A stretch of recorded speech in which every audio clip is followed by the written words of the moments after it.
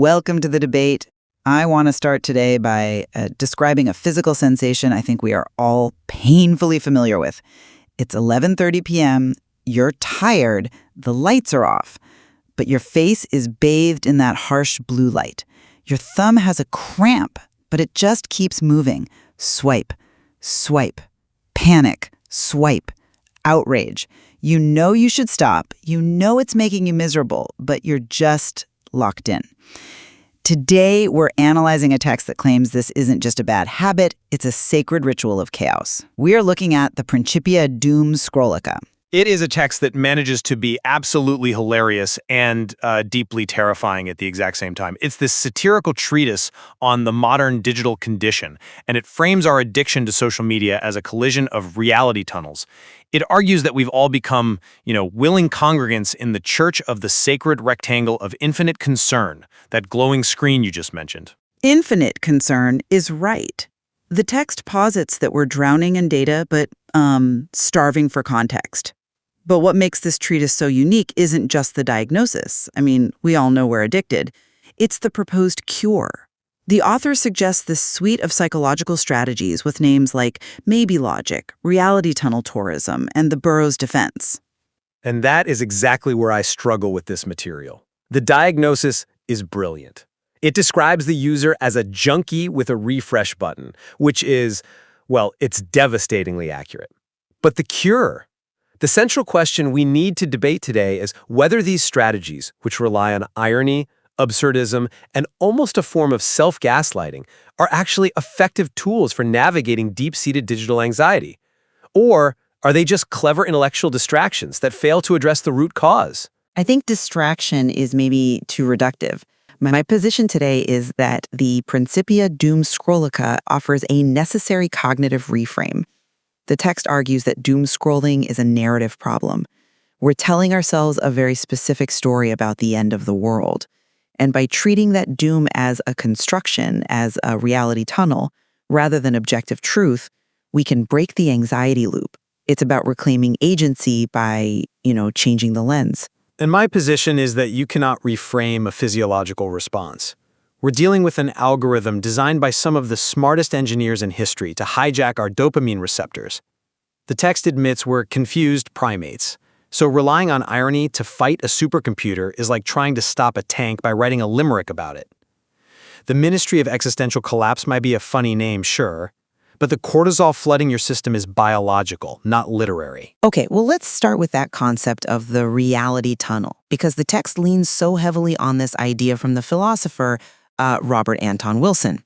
The premise is that our nervous systems filter the infinite chaos of the universe into a manageable stream, a tunnel. The problem is, modern algorithms have trapped us in a tunnel where the walls are painted with fire. Right. The apocalypse tunnel. The text says we have season tickets to it. Exactly.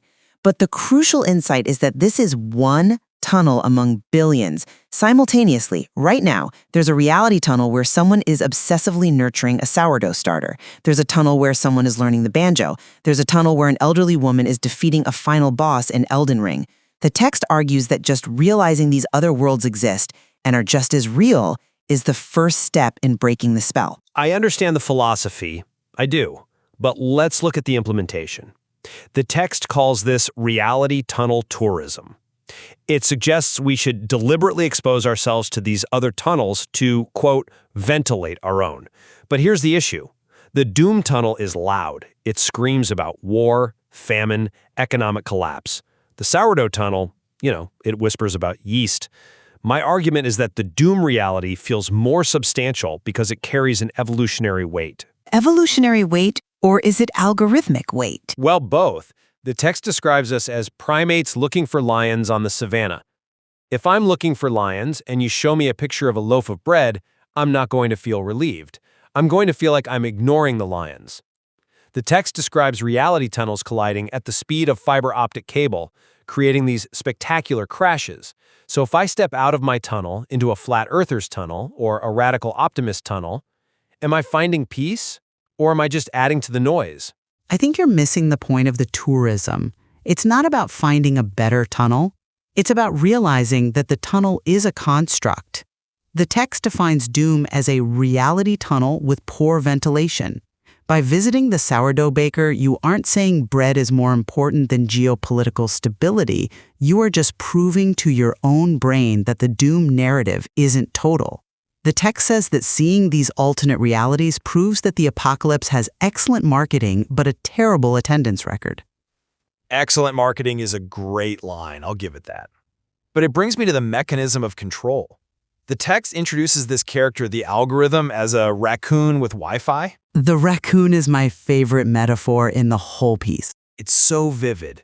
The algorithm is a raccoon scavenging for emotional objects to drag into your feed.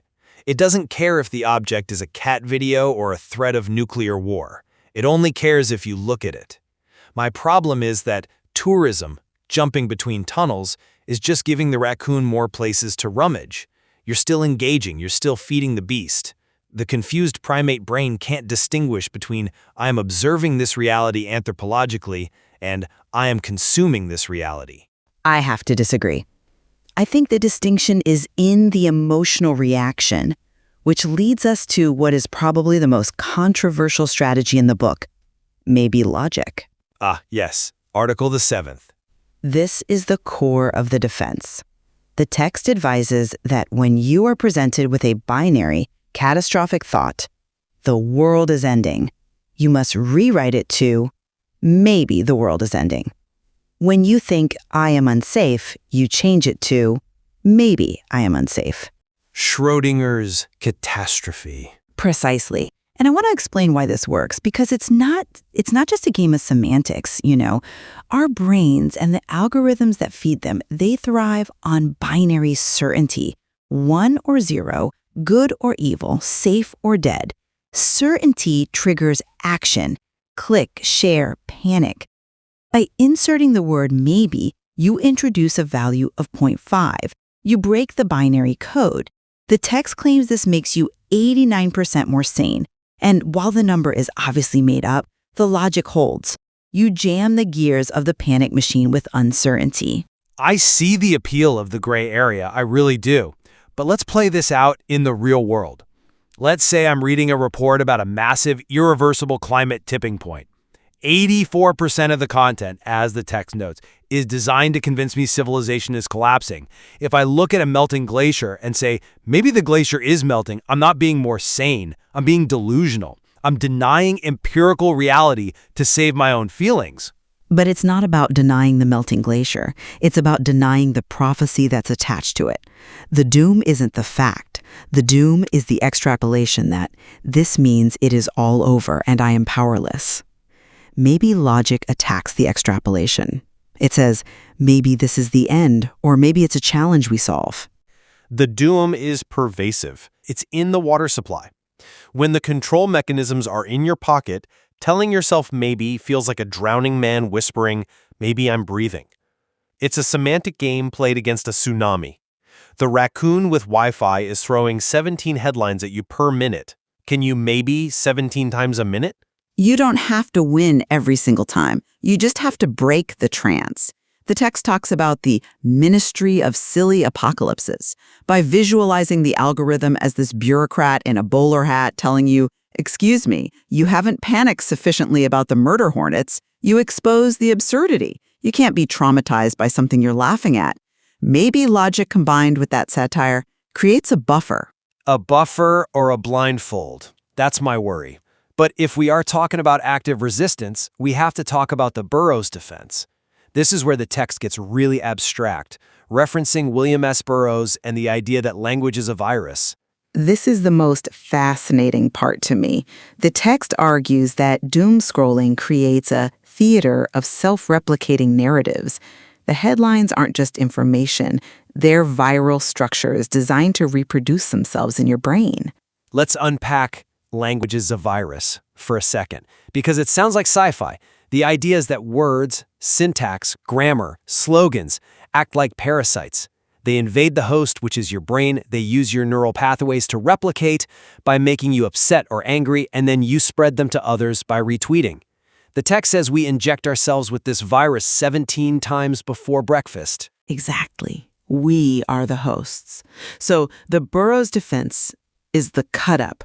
The text suggests literally or mentally cutting up the headlines to break the syntax. You take a terrifying headline about the economy and a headline about celebrity gossip, and you just mash them. Inflation threatens murder hornets with democratic blockchain solutions. It creates nonsense. It creates liberation. By destroying the syntax, you kill the virus. You strip the headline of its authority. You reveal that it's just words strung together to provoke a reaction. It turns the voice of God back into just, well, noise. It's a very Dadaist approach. It's very art school. But I have to go back to the raccoon. The algorithm isn't reading the syntax. It doesn't care if the sentence makes sense. It measures dwell time.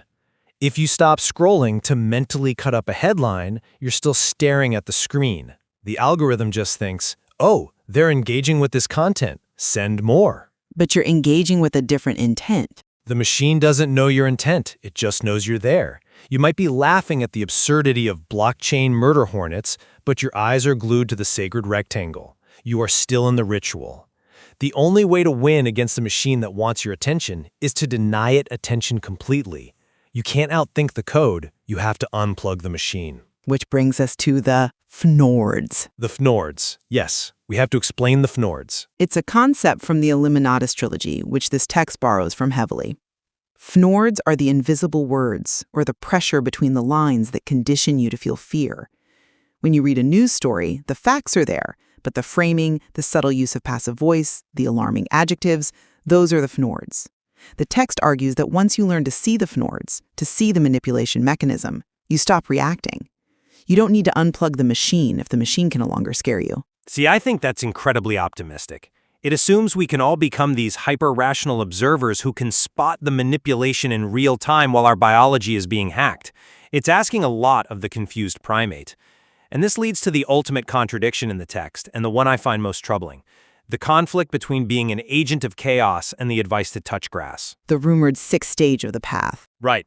The text is satirical, so it treats touching grass, leaving the digital world to experience physical reality, as this mythical, unconfirmed rumor.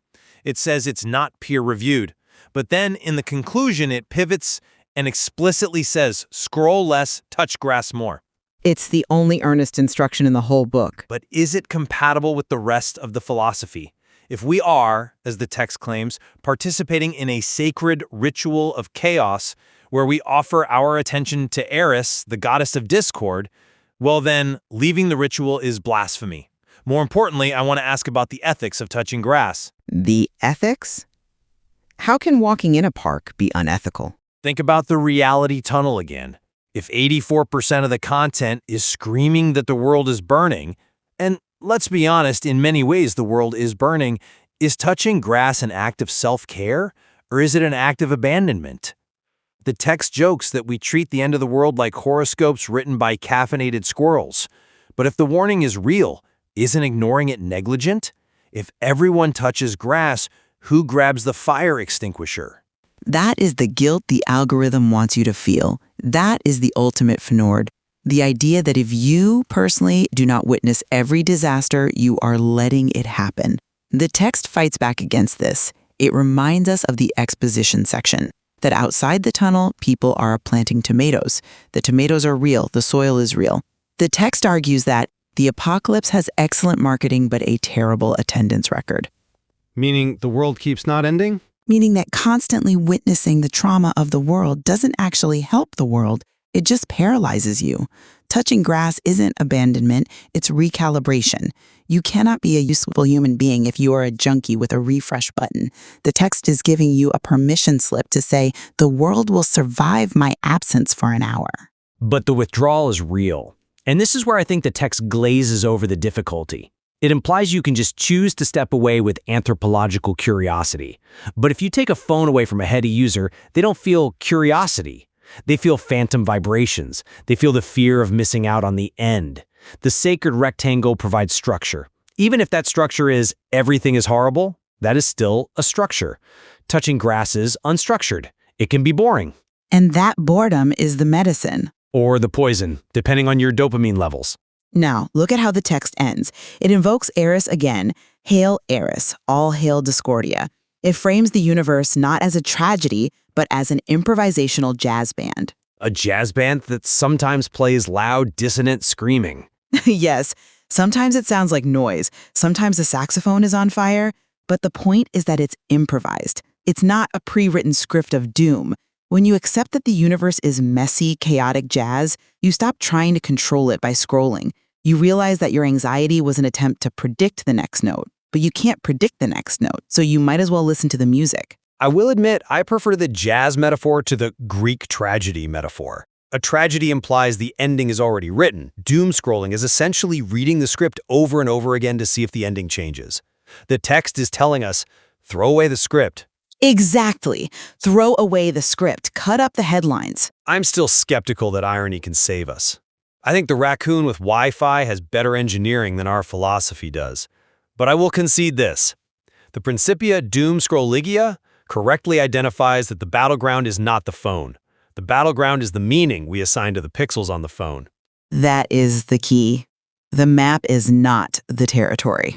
And the tweet is definitely not the territory. It's a crayon drawing by someone who is angry about the map. So, where does that leave us? It leaves us with a choice of tunnels, I suppose. The text doesn't promise safety. It just promises that you have the right to look away from the fire. And maybe, just maybe, go find someone playing the banjo. Or bake some sourdough. Just don't post a picture of it. Fair enough. To our listeners, we hope you enjoyed this dive into the chaos.